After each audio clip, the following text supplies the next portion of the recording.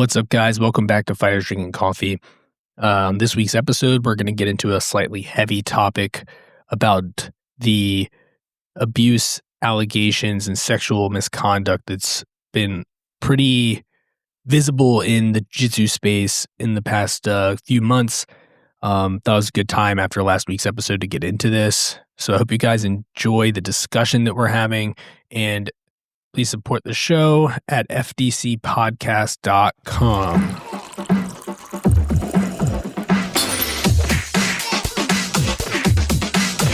All right, so recently in the BJJ world, there's been a large resurgence of these issues surrounding sexual misconduct, a lot of high-profile cases with sexual abuse, abusive power, and just general institutional mishandling of events as well.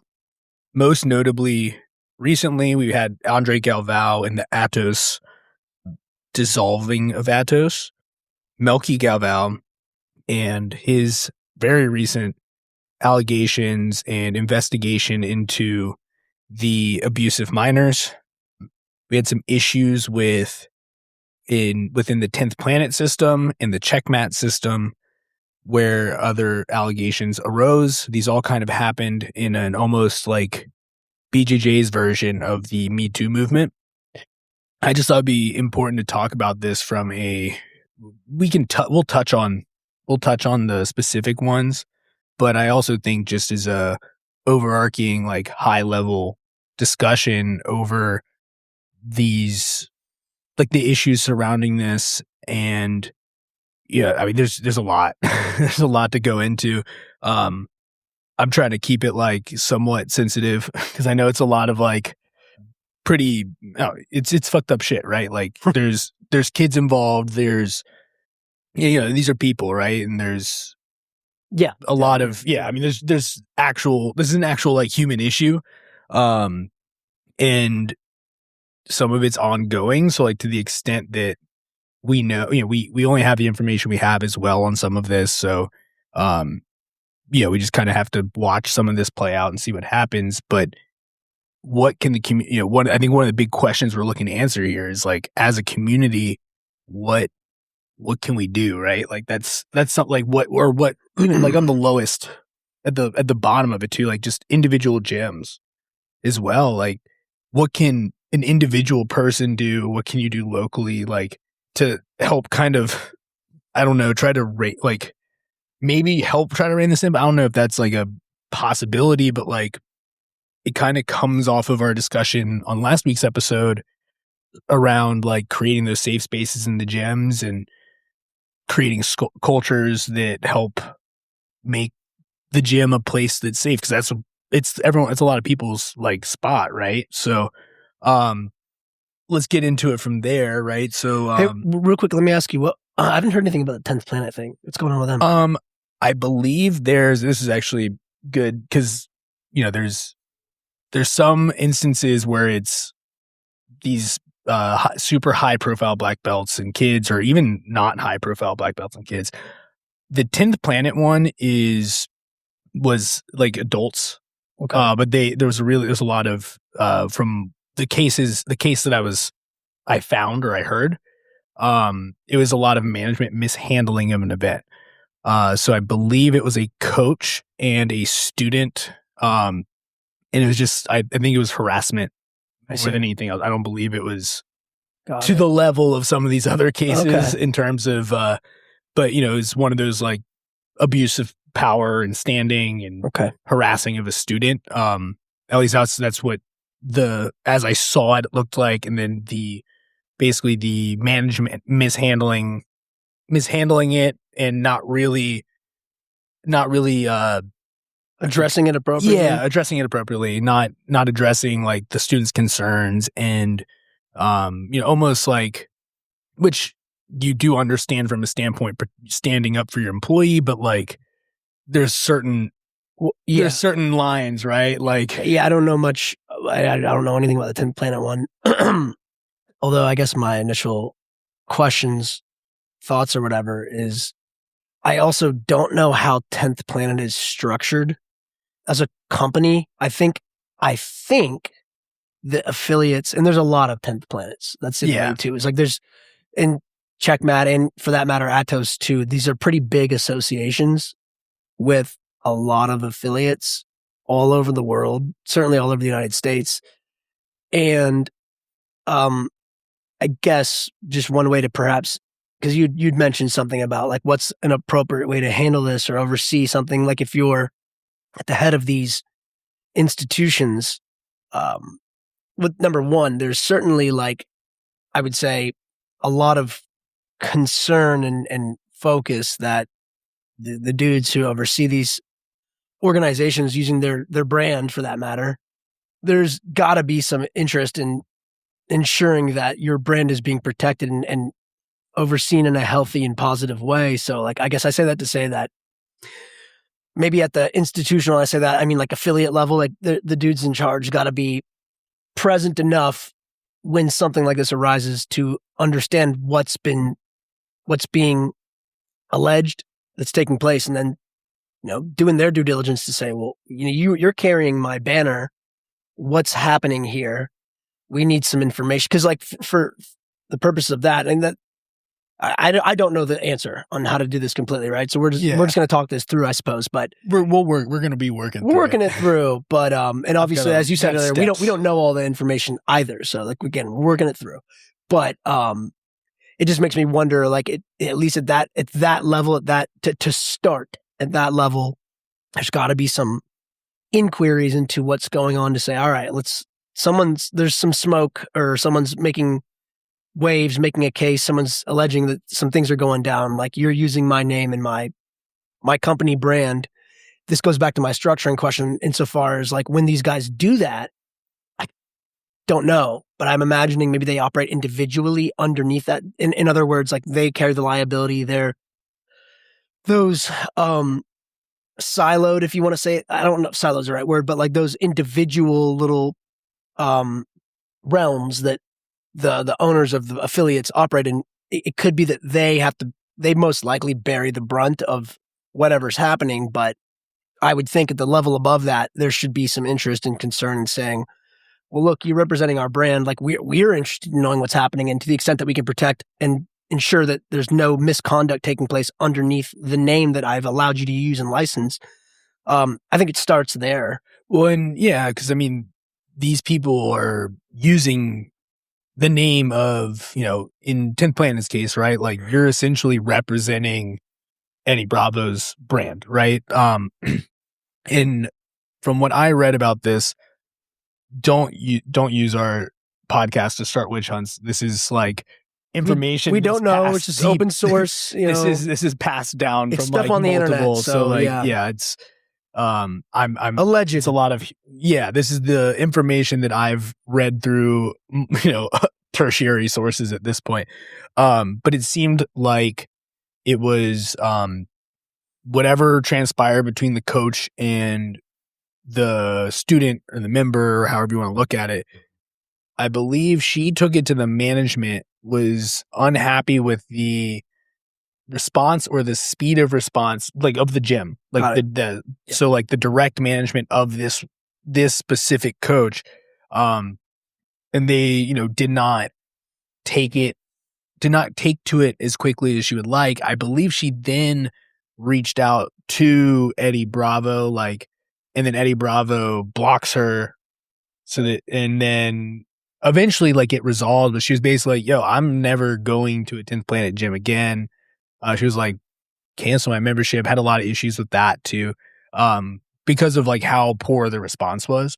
So that was the events there. I know there's been some in the ripple effect of that, which, well, we'll get to ripple effects in a minute here, but so that was one where she kind of tried to take it up the ladder and it didn't, it was just, wasn't working. And I believe eventually the results were good, but that's that relationship is damaged at that point, right? They didn't respond appropriately to this person's, or didn't respond the way this person would have liked. expediently, maybe it was just she didn't like the responses she was getting.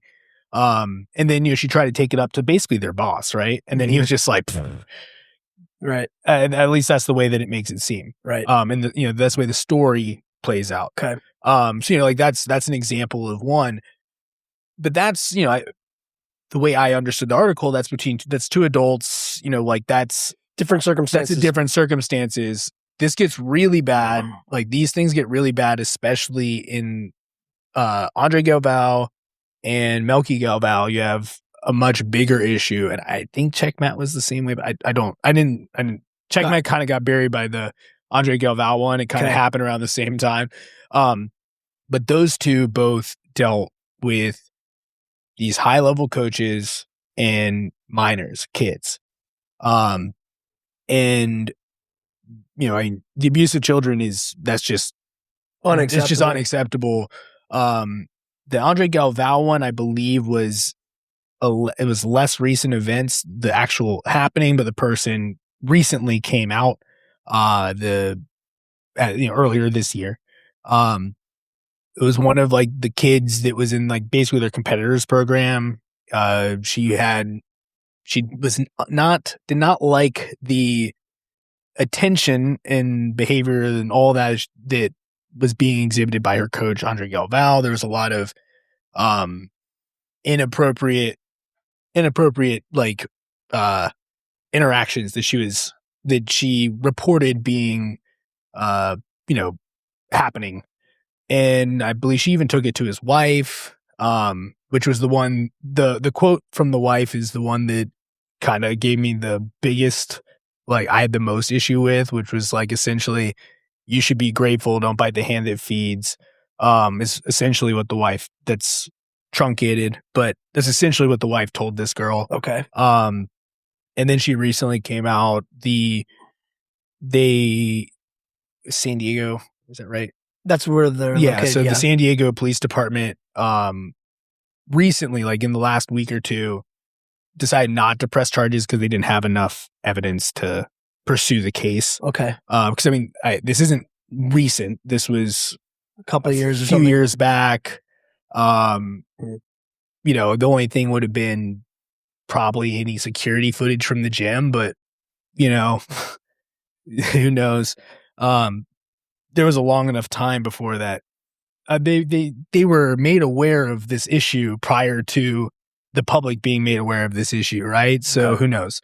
I'm kind of building conspiracy theory there, but yeah, so I don't know if it's too much of a conspiracy. Yeah, I get what you're saying. I get what you're saying. Yeah, if that's the only hard evidence, the people in charge of the evidence are the ones on trial. They knew about this years before any amount of trial would have been an issue. It would have been very easy to not have hard evidence available, right? Right. To not run the cameras that day. But yeah, there was, that's just, it's just gross, right? It's just gross behavior. Mm-hmm. Especially a wife and the husband kind of involved in it. The fallout from that was pretty, lots of Atos affiliates separated, almost it was almost like the entire organization deteriorated, right? Just almost overnight too.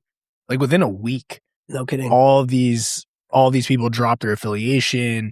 Lots of very public, almost leaders in the jiu-jitsu realm. You had a bunch of people that were members of Atos that came out within that week and were yeah, we're done with them.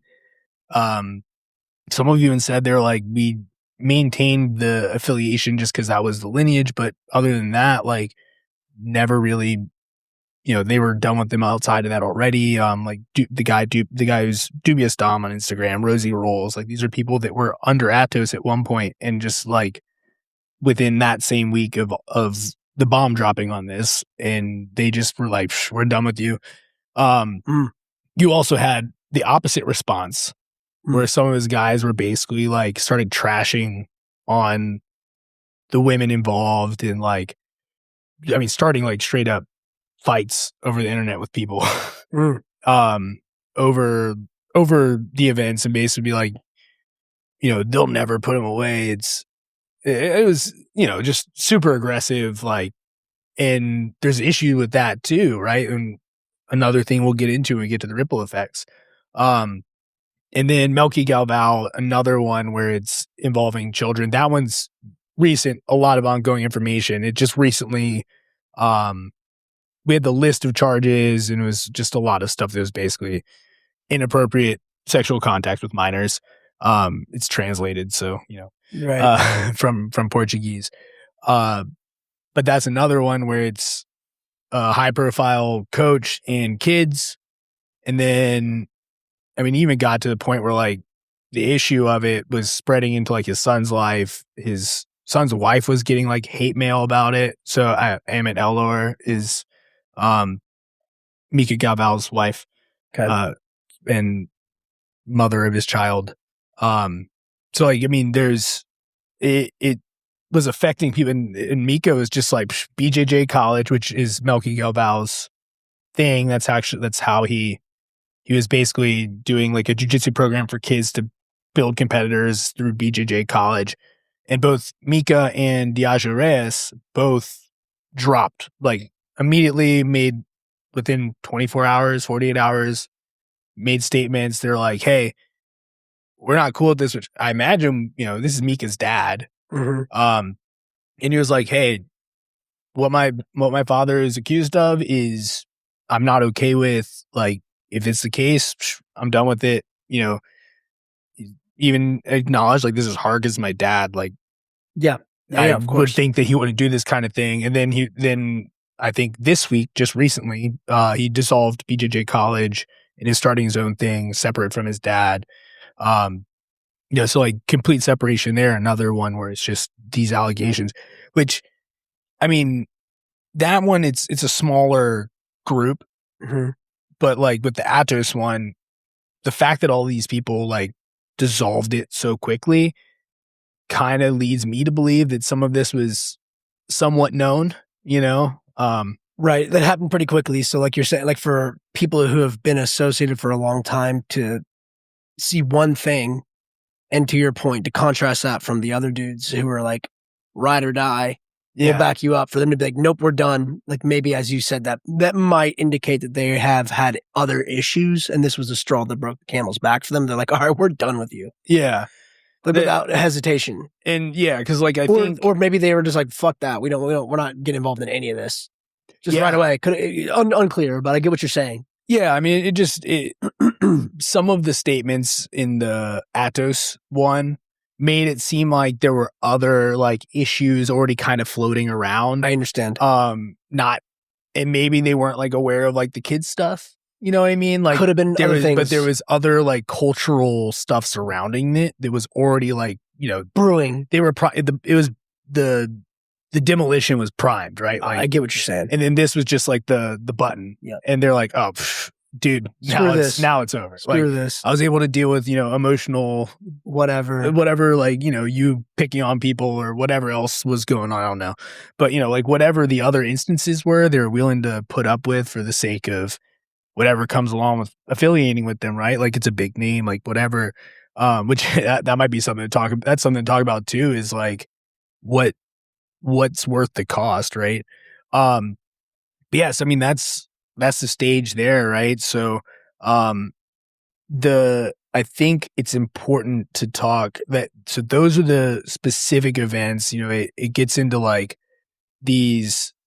you're in jiu-jitsu, right? You have instances where you have an adult coach and in some cases children working directly with this adult coach. You have instances where it's, adults in close proximity. There's a lot of physical touch involved. And then you also have like this power dynamic necessity for trust. Like so these are all the things that kind of exist within the jiu-jitsu space, right? Like trust, close contact, a built-in power structure, and there's in some cases access between an adult and a child. So like and that trust is super important in this. And so like if you have the wrong person as that person at the top of the power structure, or somewhere within it where they have that like space over top people, it's not good. Like that's bad. Like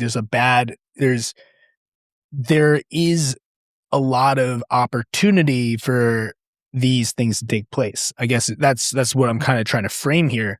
And then you have a lot of other people surrounding this, right? You have people that are either involved or adjacent to the events. So whether or not there's a lot of people affected by it, they might not be directly inside of that inappropriate relationship, right?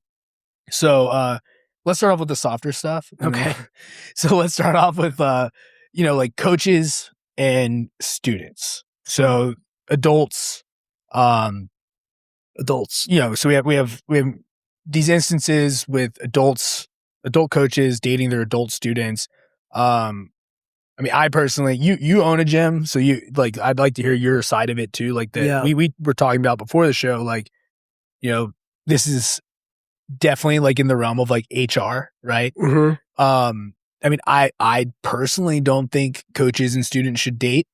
I mean, hey, if you're dating someone outside of your gym and then like you want them to try out jiu-jitsu, that's one thing, right? Like, but if you're prowling your gym looking for women or men, in some cases, if you're prowling your gym looking for partners, girlfriends, boyfriends, dates, whatever, I don't think that's an appropriate place for that. There's plenty of opportunity for it. In the world. I get it if you want to train with your partner, but like, I think there's a difference between bringing that person in and versus finding them there. Right. Right. But what's your thoughts on this? Yeah. I mean, in general, I've never been a fan of I don't like staff dating. Yeah. Students. It's too messy. That's always been my position. I've never liked it. And to your point, I mean, this is just my perspective on it. Like, my general stance is you gotta go date somewhere else. Please. Yeah. It's a difficult thing to, completely avoid because of the aspects of what you said. Well, I'll just take a step back. Like, you mentioned earlier, like this is the jiu-jitsu gym is a lot of people's, it's like their community. I mean, yeah, like their social circle and stuff too. That's right. So, and because it's like an intimate affair, like you make really good friends, like the dudes you train with, like you become really close with these guys. And, but you learn a lot about someone when you train with them. And I suppose that, I mean, I've always been good at compartmentalizing. Yeah. Personally, like when I'm in the gym, I'm just doing my job. It's a fun job and I like it. And I enjoy the people that I get to train with and spend time with, but it's always been easy for me to kind of set up the guardrails. Yeah. Just be like, this is just the barrier. But maybe that's because my perspective comes from a different, level or whatever than a lot of other folks. In regards to like coaches and stuff, like, I mean, again, depending on how you structure your company, like if these guys are independent contractors, I mean, you still have oversight and the ability to determine who you hire. And like, if you want to continue to hire someone who's an independent contractor, that means they're part-time, they're 1099, they're not an employee technically, not a full-time employee of the company. So, and I guess with that, there's also the practical reality of saying to that person, like, hey, I'm paying you $200 a month to do a couple classes or something like that. Like it's not a ton of money. There's just the reality of that person thinking like, all right, like, yeah, this is a cool thing that I get to do. I get a little bit of money to teach and train. And that's great, but it's not really my job. So like the expectation for certain elements of professionalism changes because of that. And I say that to say that some people might just not like, they might quite frankly, just to be blunt, not care.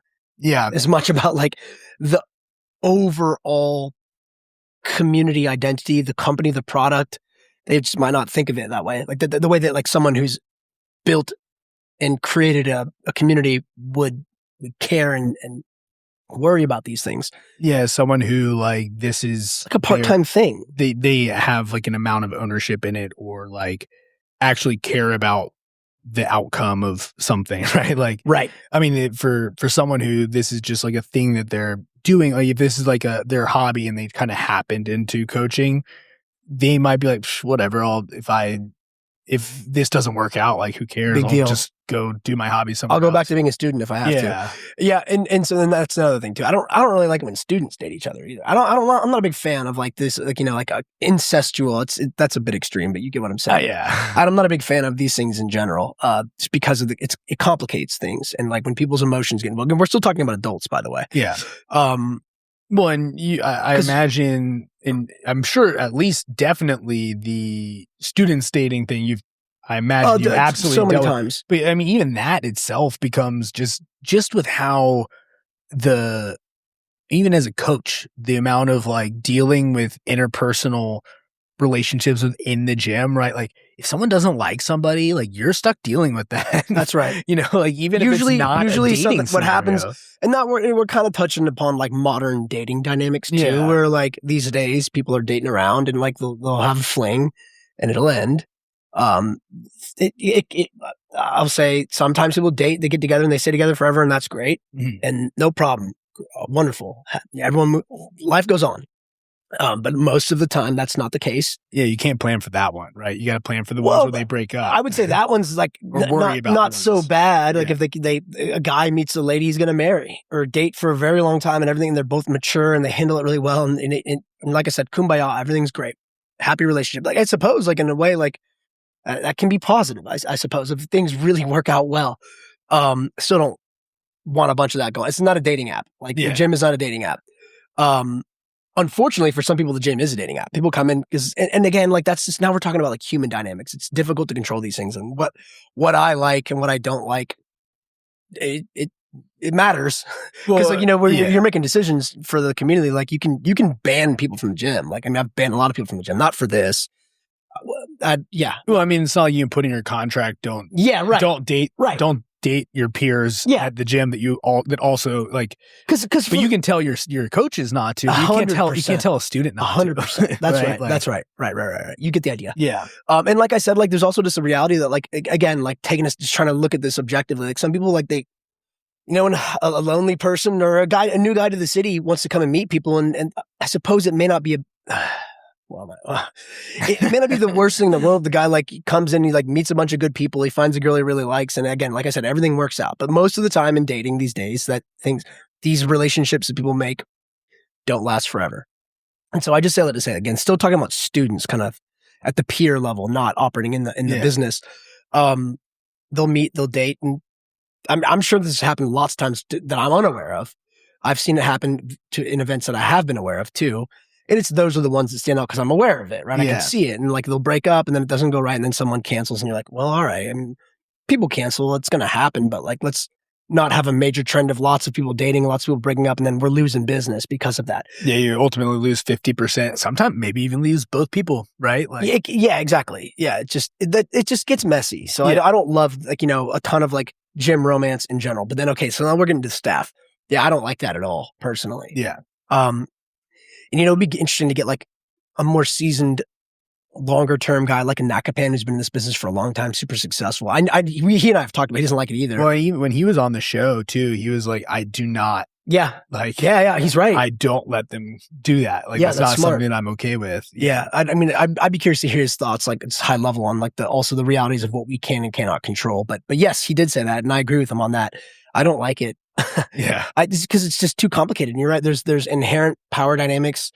I'm sure there's instances too, like where those people do it, like the ones where you don't find out until they're married, right? Like that's the one that, okay, cool, that worked out. They kept it out of the gym, whatever. Yeah. But then there's ones where it does bleed into the gym culture and it becomes muddy. It just gets complicated. And what I hear, if that's in my perspective, what I think is like, great, now I got to call a lawyer.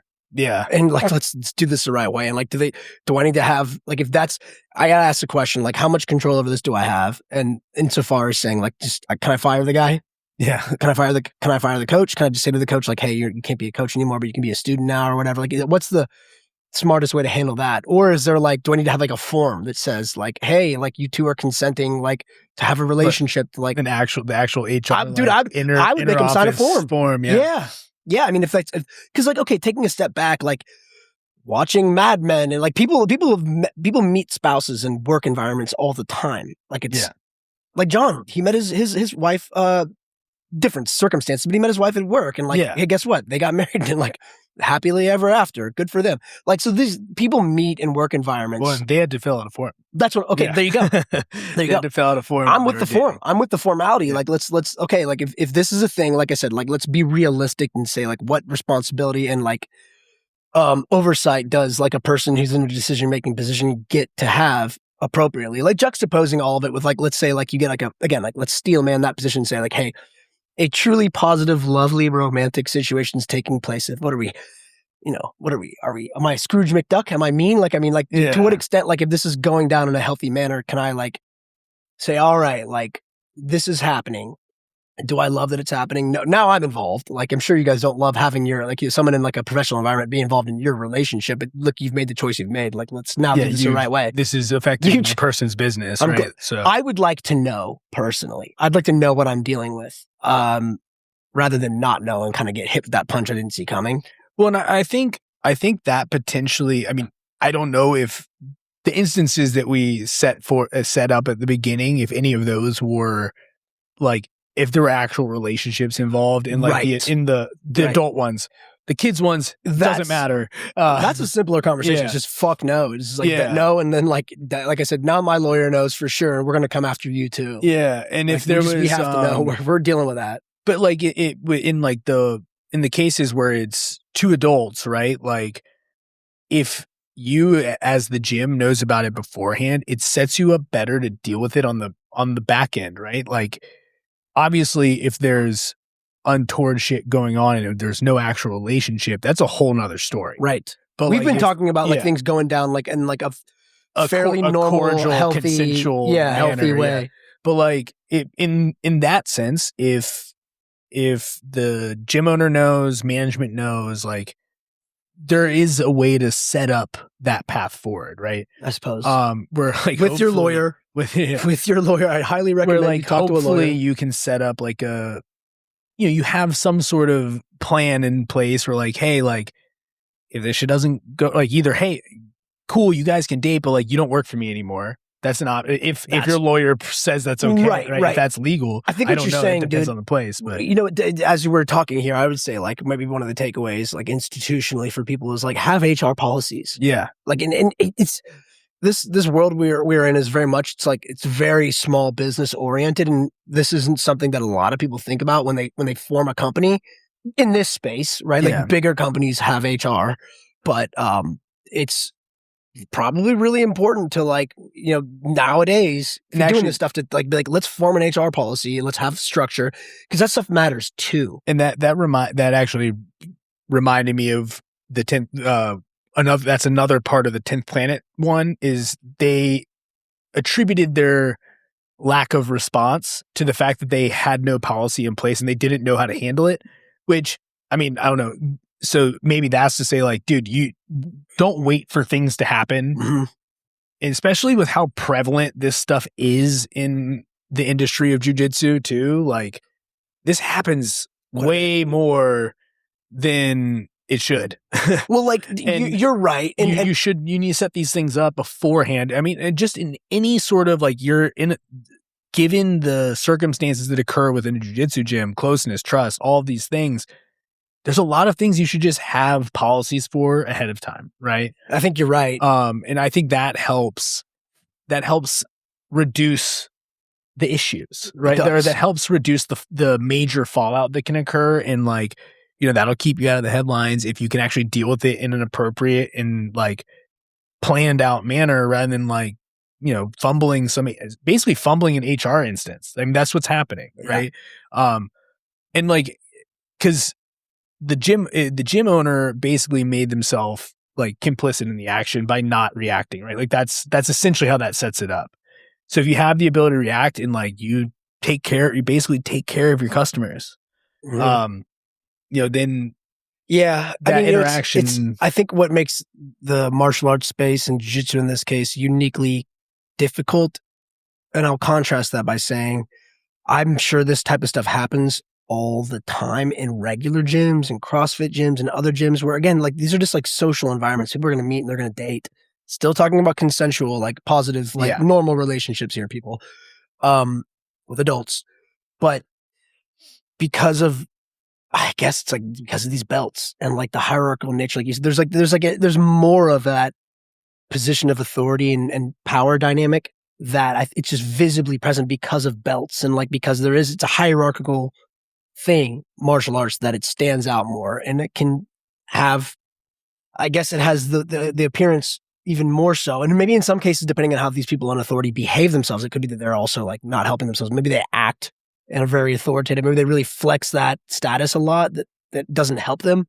But I think that element of martial arts makes it a little bit more difficult. And then hey, as we've talked this through, I think the call to action for people who own businesses is like, have an HR policy, like, because like you've got enough current events and news and things in your space if you're operating a business in the martial arts world to like, it's in your face, kind of a duh thing now. Like you need to at least have a plan. Yeah, for this stuff. Like it's work you got to do, but like you got to do it. Yeah, just do it. Set yourself up to be on like the right side of it. Right.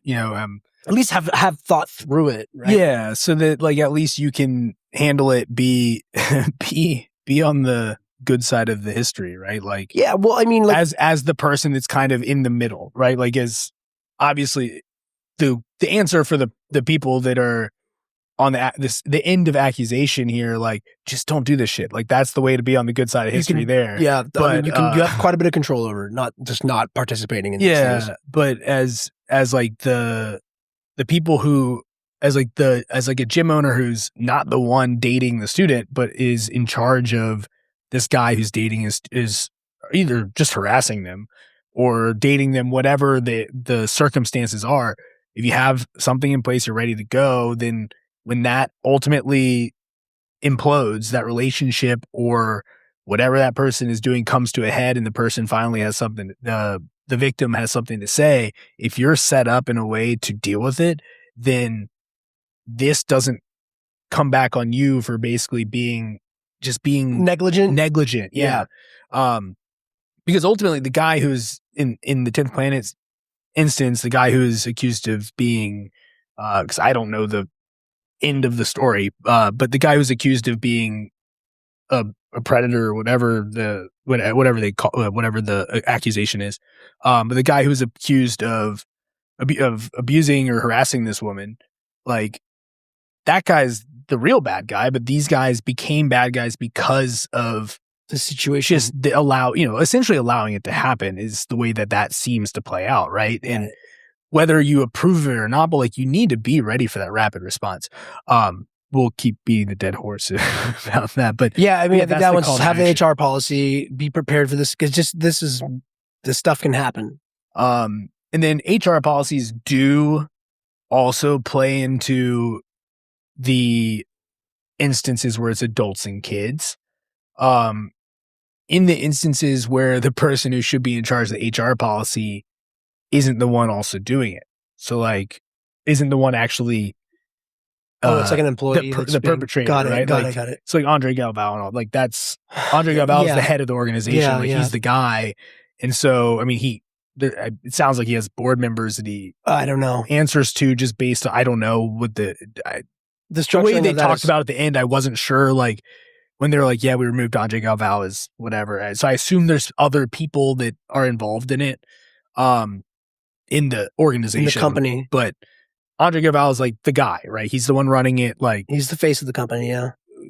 He answers. Who does he answer to? Right? Don't probably know. Probably you said maybe a board. We don't actually know. Yeah. But he's the one that would be the one you would assume would resolve these issues. Yeah, and in this case, he is the accused, is what you're saying. Yeah. So like, there is that instance, but in instances you have where an HR policy would be helpful is an instance where gym owner, and then you have even more of a reason to have an HR kids policy. Coaches. You're the guy. Cover my ass. Like, yeah. I mean, if you're the guy who should be in charge of the HR policy. Well, if you know you're up to some shenanigans, like that's just don't do the shenanigans is the answer for that guy. That is the answer. Is don't do any shenanigans. But like if you know you're doing shenanigans, like and then you don't have it's crazy. But you know that one kind of comes down to that one actually becomes more of a community issue, right? Like when you have the adults and the kids.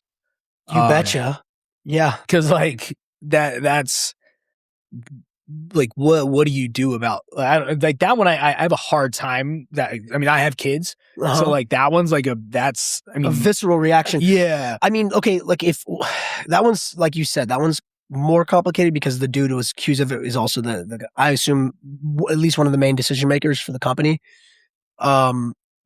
If let's say it wasn't, and you are the decision maker and you hear that, it's like, I mean, that's like all hands on deck. Like we're addressing this quickly. It's kids. Yeah. And again, it's complicated if you're being accused and you're the one who is ultimately steering that entity, that ship.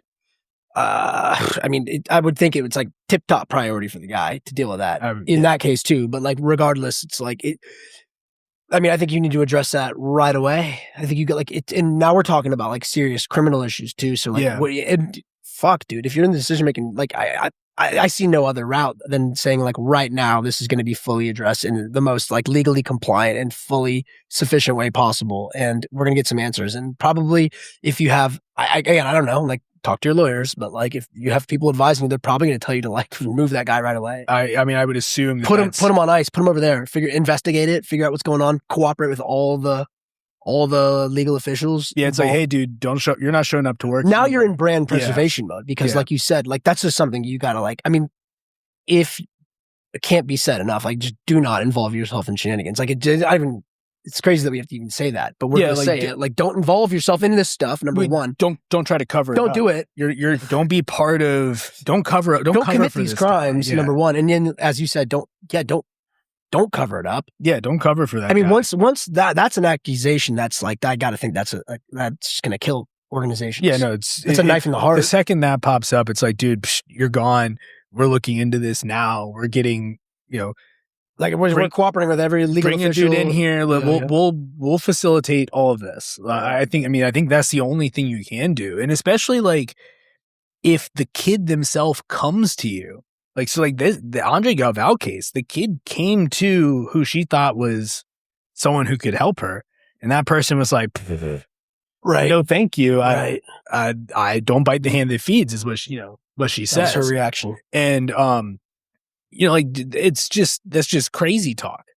So like, especially, if the kid themselves comes to you like, hey, I'm not comfortable with whatever in this class, like you have to just as a human being, it doesn't matter who you are, where you are in the organization. I would say, like, even if you aren't the adult, or not the adult, even if you aren't like the owner of the gym, if you're just someone else that's there and they come to you and they say, and like a kid says that to you, you should address this with the appropriate people within that organization, right? Like it's not something to play with. No. And, it's not, and also it's just not okay behavior. It's just wrong. It's just wrong behavior to be involved in it in any form other than helping to rectify it. I suppose part of it is perhaps a very like, I don't know. The whole thing's messy. It's not good, but like you put yourself in that person's shoes, the person being accused, like again, and in the shoes of a person who's hearing about an accusation, rather than the person who knows they did it, potentially. Yeah. Because that's different, right? Like I said, that just goes back to don't do these things. But if you hear it, like I would imagine the first reaction would be like, you hope it's not true. Yeah. Like, I just hope this isn't true. I hope that there was no crime against a child in my institution. Yeah. Starting there, right? So that's at least I would imagine the initial reaction of like, oh shit, number one. Probably the first thing you'll think is like, oh shit, what? And then secondly, you're probably like, okay, all right. Like, please God, tell me this didn't actually happen. Because you just don't, the whole thing sucks. The whole thing's awful. I suppose being in this fucked up situation, like the first thing would be like, I suppose it's better to be accused and to it not have happened than to be accused and it did happen. Yeah. Yeah. This is a tough thing. This is like a weird thought exercise we're putting ourselves in here, but like, it's kind of like, all right, I hope this isn't true. But no, like you said, like the immediate response would be to have to like follow through, like on like investigating and clearing your name. And then if it did happen, then it's just full response, full effective response. Yeah, I mean, deal with it. There's no covering your ass in this case. It's like, I mean, never. The covering your ass is like, how do we deal with this the most appropriate way? Lawyer, insurance company, and like just like talk, like how do I like let's fix it. Get the person out. Let's fix this. How do we fix it the full way possible? Cut out the cancer. Right? Get rid of them. Like we've talked about in other episodes. Just got to cut out the cancer. Yeah. And then that's like the worst thing you can imagine. I think there's also how do you at least try to like be proactive and prevent these things from happening? Yeah. Like the vetting. I mean, I'd say it's probably more like, how do you vet?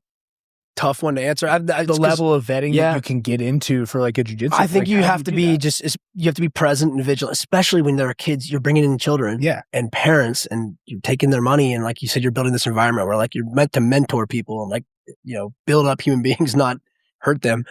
I mean, this is the duty of the people in charge to be constantly aware of what's happening in their environment and keeping like 2 eyes, 2 ears, vigilant and aware at all times. Yeah. What else do you do? Like, I mean, if you if you have a hunch some weird shit's going on, you better do something about it. Yeah, I mean, if you're even concerned about it, even if there hasn't been any reports of it, if like you see something fucking crazy, weird, you got to be on them. This is a little bit of like this is hypothetical. Yeah. On like the weird shit happening, just to we'll take a little break and then come back into the okay. But like on the like here's I like to go through the BJJ Reddit. And this was like an instance where weird shit was going on. This one is unrelated to kids. I need to personally take a break from talking about the kid shit for a second. Yeah, it's heavy, dude. Yeah, it's a lovely thing to discuss. But so like this is an instance of weird shit. So like there was a nameless gym. There's no identifying factors, but basically this guy was talking about this gym he would train at, and there was a guy who would come by the women's open mats, and this guy apparently he would come to other open mats and stuff and take pictures for the gym owner. But he eventually started showing them to the women's only open mats and was taking pictures of it. And someone's like, this is only supposed to be women in the gym other than like the gym owner showing up to like staff open up or whatever. Yeah. And eventually they brought it up and then I was like, the gym owner was like, wait, who was doing this? Some guy was showing up to. I'm saying that's a gym owner. Oh yeah, he was like, what the hell's going on? Yeah, and so like that kind of happened. The guy in the gym owner was like, dude, you can't. He's like, I'll be right there. Shows up and he's like, dude, you can't be showing up to the women's only open mat. Like this is not what we have permission for. And then come to find out, the guy had only been showing up to the women's only open mats and the kids. And taking pictures like. Nothing, but it's just this dude was just taking pictures of only these two things where he should not be taking pictures. And the owner's like, dude, dunzo. He handled it. But like, so, that's an instance like if something seems off, right?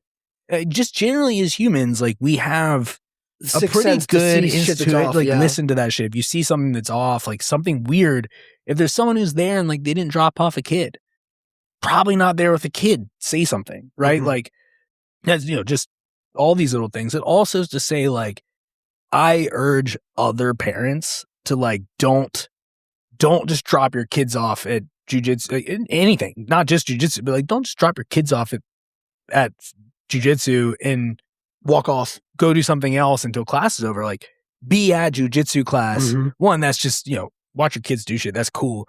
Right. Like it's cool that there, especially if you also do to be an involved parent. Which, if you're listening to this, I assume you also do jiu-jitsu. But like it's cool to see your kid do and enjoy the thing that you do. My kid does jiu-jitsu. He started up jiu-jitsu. It's awesome. Like I love watching him do it. And like now we get to do jiu-jitsu at home and whatever, like we get to drill and it's cool. Like be involved in that. Like that's also cool, but also from like a standpoint of just like now you can see what's happening, even if you don't watch the entire class. You're there, your kid will tell you. Like they immediately will. You can see that something's wrong. You can check on it every once in a while.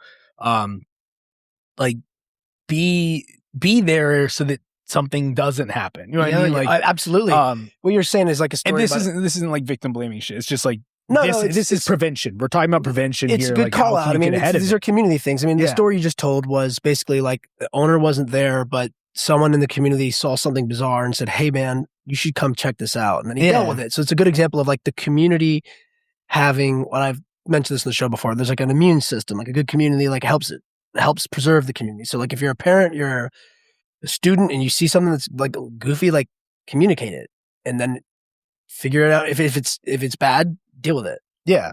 Or if it's potentially bad, in this case, sounds like he nipped that in the bud. Yeah. But that seemed like it was dealt with. But it was a good story of like you're saying, like, yeah, like people who are around enough kind of understand, like they'll get the read of the room. And like you said, as a parent, even more important, you send your kids somewhere, like have an idea of what makes and doesn't make sense in that environment. And then like if something's off, like say something. And even outside of promise you're on the same team. Ideally, you're on the same team as the person who wants the gym to be to run well.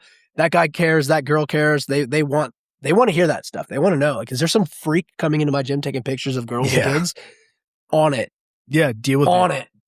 And even if I'll be right there. So like to kind of tie us back with like the instance where like Andre Galvão is the one doing this, tell fucking everyone that you can't, like, you know what I mean? Like, don't just bring it to him, bring it to front desk lady, front desk guy, whoever's working the front desk, bring it to a coach, bring it to, like tell a couple people. Cause then like, gotta get those white blood cells going, right? Yeah. Well, I mean, that's a complicated one too, as you said, because ultimately like the buck stops with him, I suppose, insofar as like how the decisions are made in that environment. Sounds like when that didn't work, this person went to the cops. Yeah. Like do that. Which, that's, if the immune system isn't going to deal with it, right, then we need to go get some help from outside. And they did that, I suppose. Yeah, I hope so. I mean, that's what happened. Sounds like that's what happened in the Melqui situation. I mean, he's arrested, so like they obviously, and that might be I don't know how recently the events were with his thing. Mm-hmm. But maybe that was like they saw the Andre Galvão one and we're like, no, we're on it. Yeah, obviously he's not going to deal with it. He's the one who's doing it. So we need to we need to find some extra help. So yeah, I mean, yeah. There's also some like we did this out of order, but it's fine. Whatever. There's also kind of this affects like even outside of the circle. So we kind of talked about like the, how it kind of dissolved Atos, how BJJ college kind of like fell apart at 10th Planet. It seems like they do a decent enough job of like disaffiliating people, despite like some mismanagement of the events. It seems like once it does get figured out, they like kick people out of the affiliation. Is that what happened? That's I don't know. I don't think that one did. They got rid of the coach. Oh, okay. And I guess they de-affiliated that coach. Got it. But I've seen some instances where they're like, this 10th Planet gym is no longer a 10th Planet gym. This one's no longer. Okay. Like I've seen that announced a few times when people do. I don't know if it was sexual assault stuff or whatever, but there's some where they've gotten rid of. There's like a precedent of them disassociating when there's an issue. Okay. And then we also have the CheckMat situation is extra fucked up, because that was like the head of the organization. He was the one that recently had allegations, but he had also been like he had tried to like, he held out on like not dealing with issues and other affiliate members, like other black belts that had allegations against them. And so like that was one where I was like, yeah, we kind of figured, dude, like, because he was like basically covering for like the one gym affiliate, like one black belt at a gym got allegations put against him, and he pretty much tried to cover it up until the final moments when it reached ahead and the guy was found guilty. And then he was like, oh, bad man. And then it all kind of came up to the very top, and the guy runs the organization was found to had allegations put against him too. So, you have some where it's like the immediate circle, but then there's also kind of the ripple effect that occurs where it starts to affect people that aren't even in the circle of, so, you have the allegations help with, and this is in a good instance, one person bringing up allegations empowers others to start talking and bringing up their issues. But there's also an issue where, so if the Andre Galvão case had gotten squashed as quicker than it did, like if that person said something and then they basically said, no, we're not going to even look into this, you might not have had these other ones where they start talking about, right? Like then you start, voices start getting silenced, or if you have a fake allegation or, so there's a kind of a good and bad that can occur with that, where the ripple effect can be that other people feel safe enough to start talking about it and essentially, helping to weed out these issues. But once one doesn't work, then those people stop coming up, and then this continues, right? Like it becomes an issue again, because then rather than the victims being empowered to deal with it or to talk about it and point the finger and actually name the people who assaulted them or whatever, you then end up with more empowerment for the abusers rather than the victims. And now the abusers are like, oh, we get away with this shit. Right. And that's no good. Like so there's like a weird balance that plays there, especially like, dude, and this was, I don't, not to say like any of these are fake, I don't know. But like if there was an instance where someone pressed fake allegation or, had fake allegations against somebody, and then it comes out that it was fake, you've actually just empowered potentially a bunch of abusers, because now less people are going to talk. And so now all these other people that might keep doing bad shit because now they know that they can get away with it. So it's kind of like a weird, but like, there's definitely like a careful balance that has to be played there, that like, dude, if shit didn't happen to you, you can't say shit, because it's going to make it harder for the people that shit did happen to. Yeah. It's the boy who cried wolf. Yeah. Right. Like you need like don't make fake accusations, so that when real accusations come out, they're treated appropriately and fully. Yeah. And dealt with. Because it needs to be. Provide cover for people who are doing some sneaky stuff and getting away with it. Yeah, exactly. I get what you're saying. Yeah. And then to kind of, I guess, to summarize here, because we're getting up on time, there's, as a community and as gym owners, right, setting up, as the community, as coaches, as gym owners, setting up policies to handle these things appropriately and quickly is important. As to be in a preventative measures, vetting the people as best you can, saying shit when you see something weird or strange or out of the ordinary going on. Listen to other people within the gym. We didn't expressly talk about it, but it's part of everything else. Like if someone says something to you, handle it, deal with it, believe what they're saying, handle it, deal with it, look into it. And that way, the immune system of the community can deal with it as well, right? Like we talk about that a lot, but like most of the people in that gym are going to be good people. So if you can get the right information to the right people, it'll handle itself before it becomes a problem. And then as far as the kids go, like as parents, if you're present in there, it's probably not going to happen. You'll see it. Right. And if a gym doesn't let parents be in the gym while they're teaching kids, maybe don't sign your kids up for that. Like, I don't care how good of a gym it is. Just like as a parent, if you're not allowed to be there at all, that would be bizarre. I get not being able to be in the room, like in the training room, like that's on the mat or whatever. Yeah.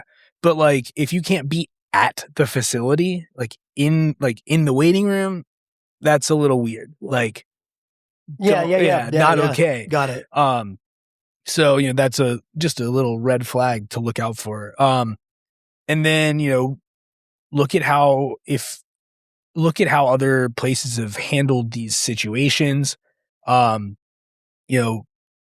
what point is it okay, right? Like, what's the correct response? Look at it, see how you feel about the responses that these places have had, and go from there, I guess. We're just conveying off the information we have. Not a lot of it's out there yet in terms of these specific events. It's just kind of a lot of third party or passed along stories, and you get what you get from some of this, because it's obviously sensitive cases, so they're not going to give you all of the information, all the like highly specific information outside of what the people have said themselves. And I don't know, just believe people. I think that's just believe people when they say something's been done to them. I don't know. I think that's important too. If someone says that they were victimized, like, it probably happened. I don't know. Just believe that. Like, like, what is there to lose from not? I don't know. Like, from disbelieving, like, well, listen and thoroughly investigate. Yeah.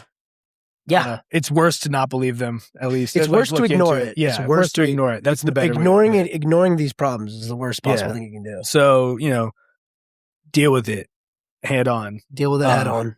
Yeah, guys, that was Fire Street Coffee. A little bit heavier of an episode, but it's important to talk about. Like, these are things that it's not a new issue either. That's what makes it so not good, I guess. Like, it's not a new issue within the community.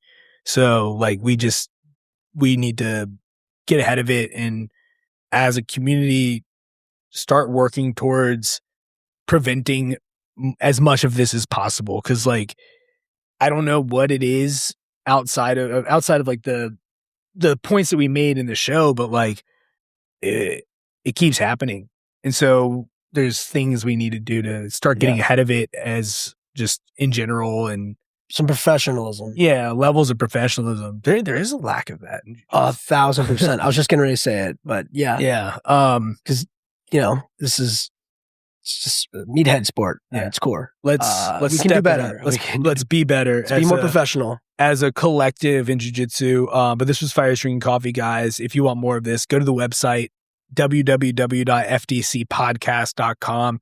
You'll find everything you need to know there. We've got blog posts, there's a newsletter you can sign up for, and we have links to all of our other things like the Patreon, and other ways to support the show. So go there, www.fdcpodcast.com. Check it out. Drop a review if you love it. Show us a little love. We love you guys too. Thank you. Bye. Bye.